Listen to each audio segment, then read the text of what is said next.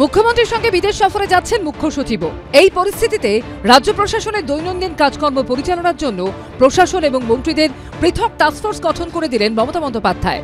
প্রশাসনিক টাস্কফোর্সে থাকবেন স্বরাষ্ট্র সচিব নন্দিনী চক্রবর্তী, অর্থ সচিব প্রভাত মিশ্র, ভূমি ও ভূমি সংস্কার সচিব বিবেক কুমার, রাজ্য পুলিশের ডিজি রাজীব কুমার এবং কলকাতার পুলিশ কমিশনার মনোজ ভার্মা। মন্ত্রিসভার 5 সদস্যকে নিয়ে আলাদা আরেকটি টাস্কফোর্স গঠন করেছেন মমতা বন্দ্যোপাধ্যায়।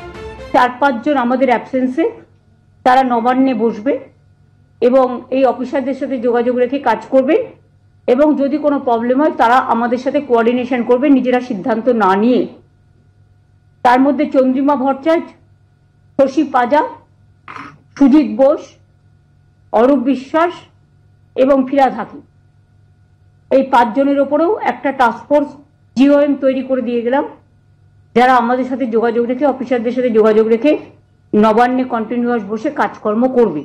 মন্ত্রীদের টাস্কফোর্স নিয়ে কটাক্ষের সুর শোনা গেছে বিরোধীদের গলায়। ক্যাবিনেটের যারা সিনিয়র মোস্ট থাকেন তাদের উপরই দায়িত্ব দিয়ে যাওয়া হয়, অন্তত একজনের উপরে দায়িত্ব।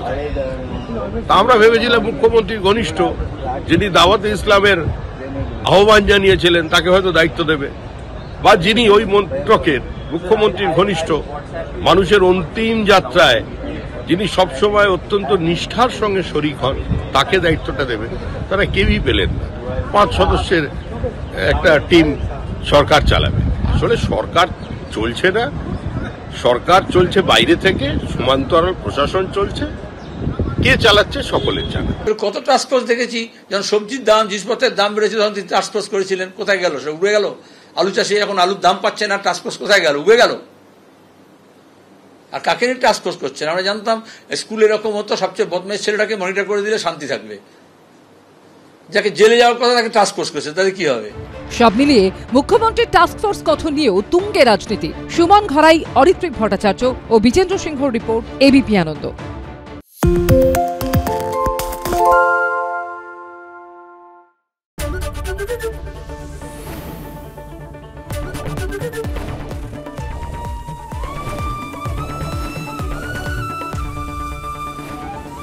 এবিপি আনন্দ, এগিয়ে থাকে, এগিয়ে রাখে। পালিয়েছে তাই নাকি? রাত্রে বাংলা গুজব চায় না, বাংলা খবর চায়। বাংলা খবর, বাংলার খবর। শুনতে পাচ্ছি না, বল না।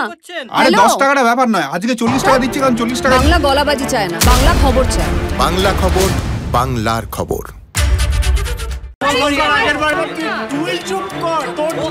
বাংলা ঝামেলা চায় না, বাংলা খবর চায়। বাংলা খবর, বাংলার খবর।